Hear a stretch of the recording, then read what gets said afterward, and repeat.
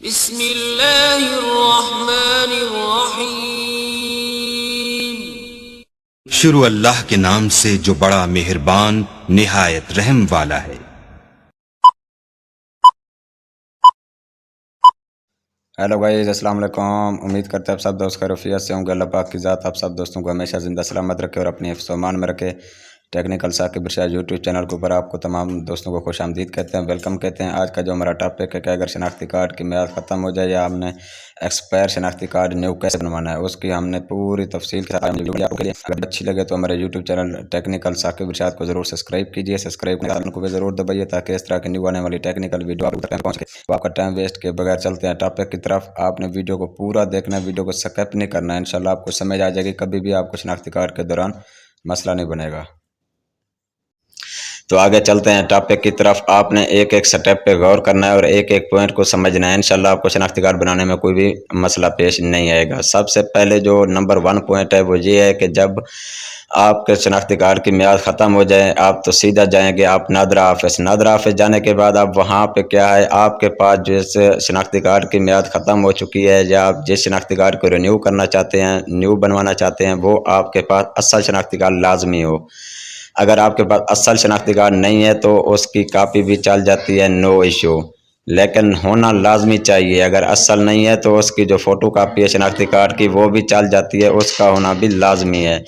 वो जब आपके पास होगा तो फिर आप क्या करेंगे, आप अपना टोकन लेंगे। वहाँ पे जितने भी दोस्त आए होंगे शनाख्ती कार्ड बनवाने के लिए, सबसे पहले आप अपना वहाँ पे टोकन बुक करवाएंगे। जितने भी आपको टोकन नंबर देंगे, अगर 10 है, 15 है, 20 है, 25 है, कोई भी है, जो भी आपको टोकन नंबर मिलेगा, टोकन नंबर मिलने के बाद आपने क्या करना है, अपनी बारी का इंतज़ार करना है। वहाँ पे इंतज़ार गाह में बैठ के आपको फिर वो बुलाएंगे, जो भी आपका टोकन नंबर होगा। आपको टोकन तो मिल गया, आप टोकन लेने के बाद आपने इंतज़ार करना है। इंतज़ार करने के बाद फिर जब आपका जो भी टोकन नंबर होगा, मतलब कि 10 है, 20 है, 15 है, 25 है, 100 है, जो भी है, आपको फिर उसी शनाख्ती कार्ड के ऊपर बुलाया जाएगा कि जो टोकन नंबर 10 है या टोकन नंबर 15 है या 20 है, मतलब कि वो अंदर आ जाए, मतलब कि वो अपना सारा प्रोसेस मुकम्मल करे। जब आप अंदर जाएंगे, अंदर जो चीज़ें आपसे पूछी जाएंगी वो आपके साथ मैं तफसील से शेयर कर रहा हूँ, लेकिन आपने एक एक स्टेप को समझना है, क्योंकि वहाँ पे इतने लंबा चौड़ा प्रोसेस नहीं होता, क्योंकि ऑलरेडी आपके शनाख्ती कार्ड जो एक्सपायर हो चुका है उसके ऊपर तमाम तर तफसीलात हैं, मतलब कि एड्रेस वगैरह, वल्दियत वगैरह, उसमें टोटल जो भी तफसील होती है ID कार्ड के ऊपर वो सारी लिखी हुई है। क्योंकि जो आपका शनाख्ती कार्ड एक्सपायर हो चुका है ना, उसमें पूरी तफसील लिखी हुई है। सिर्फ एक्सपायर हो चुका है, उसकी जो तारीख है ना वो ख़त्म हो चुकी है, आप न्यू करवाना चाहते हैं, उसमें सब का सब डाटा उनके पास ऑलरेडी मौजूद होता है। वो आपसे 2 चीज़ें पूछेंगे। अगर आपका नॉर्मल शनाख्ती कार्ड है तो आप नॉर्मल बनवाना चाहते हैं, फिर आपको फ़ीस देनी पड़ेगी 400 रुपये।